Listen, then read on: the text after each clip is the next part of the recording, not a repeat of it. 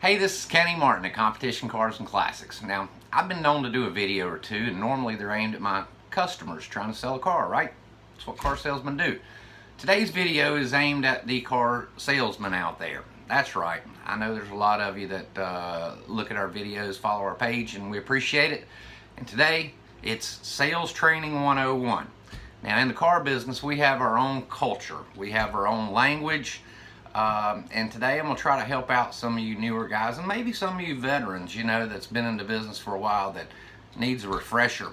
Hoping the public can learn from this too, as car business can be quite interesting. So hope you enjoy. First thing we're going to talk about is your relationship with your sales manager. You know, that worthless paperweight that sits behind the desk that couldn't sell cars, so they promoted him up to the manager position. Yeah, that's the guy. You know, the one that sits there with a scowl on his face. Where's my customer? What do you mean you let him go? You can't let him go. Do you know how much we spend to get that customer in the door? Yeah, that guy. Now, very important you communicate with your sales manager, and today we're going to go over some communication techniques to help you communicate with your sales manager. Okay, so now you're on the lot and you've got your first up. You got it up. Now, communication with your sales manager is key. Your sales manager wants to know how to structure your deal. They want to know what you're doing at all times. They want to know what the customer's doing. I'm going to give you some tips here, okay? Number one is don't leave your customer. They tell you not to leave your customer, right? You're on the lot, your customer comes up and they say, I'm just shopping. I'm just shopping today. Well, you've got to convey that to your sales manager, okay? You got to tell them what they're doing.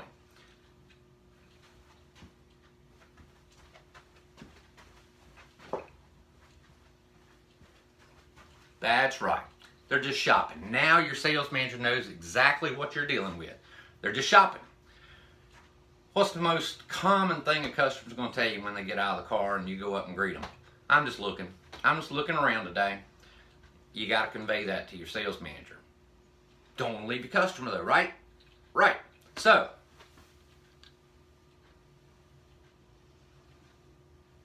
now your sales manager knows. They're just looking. Yeah, they're just looking.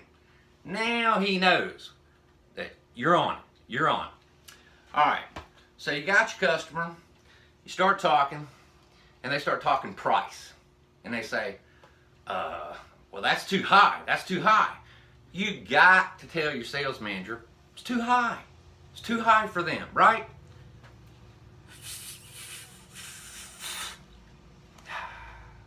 Sales manager knows it's too high now. That's right. They can structure the deal. They know you need another car. You need a cheaper car because that one is too high for them. Never left your customer. Sales manager's informed. You're all right. Now, you got a customer on the lot that drives in this newer car, and they start telling you, I bought this car 3 years ago. I financed it for 84 months. My payments are $500 a month, and I think I owe right around $20,000 on this 2011 Ford Fusion. And you say, whoa, what am I going to do? I got to tell the sales manager, but I don't want to leave my customer because I'm getting fussed at. So,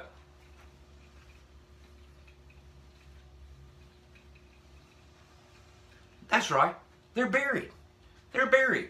Now your sales manager knows your customer is buried and you didn't leave your customer. You're doing the right thing, and he can work your deal based off those facts and get that trade appraised quickly. Hope you can use those tips. All right, let's talk your next part of training. Your sales manager tells you, you need to get product certified. You have to be certified. Well, let's face it, product certification in most cases is going to make you more money. Manufacturer's going to pay you a little bit of money for selling their product, and we're all in it for the money, right? Well, I'll guarantee you, every store out there has their own product knowledge nerd. That's right, every store. And you know what? They'll do your tests for you. Yep, they'll do them. You just got to pay them. You pay them a little bit of money, they'll do your tests for you. Now, you can sit and do those tests, which takes hours and hours in some cases, and it's great learning. But there's a nerd that'll do it for you. Are you that nerd? I know that nerd. Yep. So that's up to you. You need to learn your product, but talk to them. All right, so now you're certified. You're ready to sell cars, and you get that incoming phone call. Great lead source. Somebody calling the dealership is a fantastic lead. So you get that phone call, and you start talking to that customer about the new car that they're looking at, and then they start telling you about their trade. And remember that guy was talking about on the lot, you know, owed 20 grand on an 8-year-old car. So you get this guy on the phone, and he's telling you about his trade-in and everything, and you're welcoming him to the dealership, and at the end of the phone call, yep, see Jim. Come in and ask for Jim. Jim, I'm Jim, I'll be glad to help you out. There is no Jim. You might have just saved yourself time from that guy that's 12 grand upside down, whatever. Remember Jim, or Betty, or Bob, whichever one's not at your dealership. All right, so now that we're talking about people being upside down in their trades, let's go over rebates. What are rebates? Rebates are money that manufacturers put on their cars for the consumer to help cover negative equity on the crappy car they purchased the first time. That's right. They figure they purchased their crappy car brand, whatever, 3 years ago, and they owe so much more than it's worth now, and they know it's falling apart, and they need a new vehicle, and they can't afford it because they owe too much on theirs, so the manufacturer puts rebates on the new crappy car to cover the negative equity from the old crappy car so that the banks will finance it. That is the best explanation of rebates. So now, you're trained. You've answered phone calls. You understand rebates. You got a good relationship with your sales manager, and you sold a car. Yes, you sold a car. Now, what comes next? They get to see the dumbest person in the building, the finance manager. That's right. I'm sorry, finance managers, but you know, you're the guys that are there late every night. I pity you. I pity you. Finance manager, another one of those guys that couldn't sell cars. They move him to a desk and let him push paper, and he gets to sell from a menu. Here, check the box. Check the box. Dude, McDonald's training prepares you for finance, okay? So avoid the finance office. Worst job in the dealership. Some of the guys that rock it out there, I salute you. It ain't my thing. All right, so now you're selling cars, but it's slow. It's really slow. What do you do to build your own business there and get some people in the door? Well, I'm gonna tell you the easiest thing and the best thing to do. Go to lunch. That's right. Stand up, tell the receptionist, hey, I'm going to lunch. I'll be back in 30, 45 minutes, whatever. And you know what you're gonna hear? You're gonna hear a page. You're gonna hear, Kenny Martin, you have a customer in the showroom. Kenny Martin, customer in the showroom. It's going to happen. That is sales building. Eating is sales building. That's right. It will bring in customers. Give it a try. All right, now let's talk about something that every dealership has issues with. Split deals. That's right, split deals. What's a split deal? Split deal is when a customer comes in, salesperson's busy, some other salesperson has to help them. Maybe the other salesperson has worked with them before. They've talked to them on the phone. They've put them in their computer system, their CRM, and they've made a contact.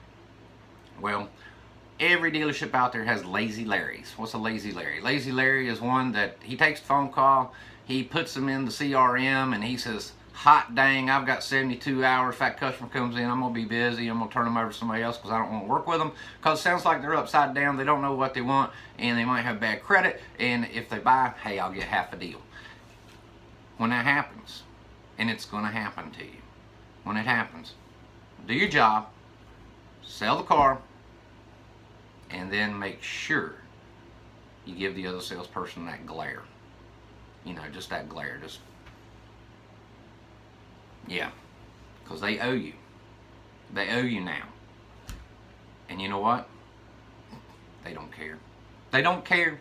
You will not get paid back for that half deal that you worked 6 hours to do, that you got a half a deal on. They will not pay you back for that. So just remember that. Get over it. That's how skating is born in dealerships. And skating is a bad word in the dealership. So, now you're selling cars. You're selling a lot of cars. You're doing great because you listen to these tips. That's right. So, you think it's time for a promotion. So, what do? You know, if you're selling too many cars, they are not going to promote you because you're too valuable on the sales floor. They're going to promote that guy that's underproducing so he can sit in that chair like a lead weight and boss you around. That's what he's paid to do. And if you're selling cars, you're too valuable. So what do you do to get promoted when you're selling too many cars? You quit. That's right, you quit. Always keep a blowout box handy, okay? Keep your blowout box handy, and when you blow out, you leave, and then a couple days later you call them back and you complain and you complain and you whine and you tell them why you left and everything, and before you know it, they'll rehire you and you'll be a manager.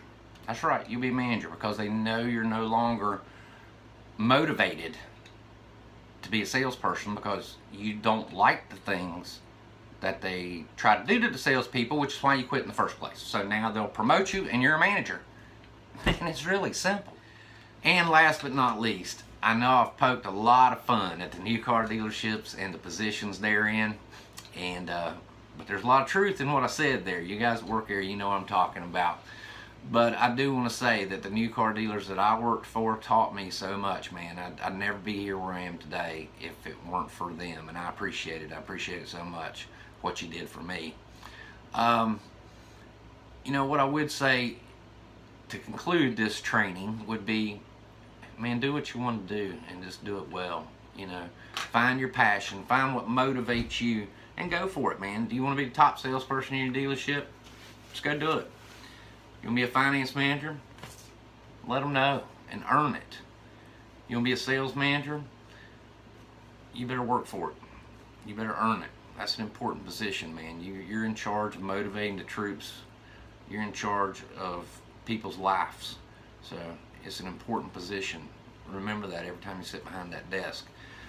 And if you want to venture out on your own, work hard and do it. Don't be afraid. Don't be afraid to take a risk. I did, and I'll never regret it. And I'll never regret my time at the new car dealerships either. They really taught me a lot. So you guys that I worked with before at the new car dealerships, you know who you are. Thank you very much for what you did for me. Hope some of you somehow enjoyed this video. And I'm Kenny Martin of Competition Cars and Classics, and I'm wishing all my salespeople, all my dealership employees out there, a great, great day. Y'all kill it.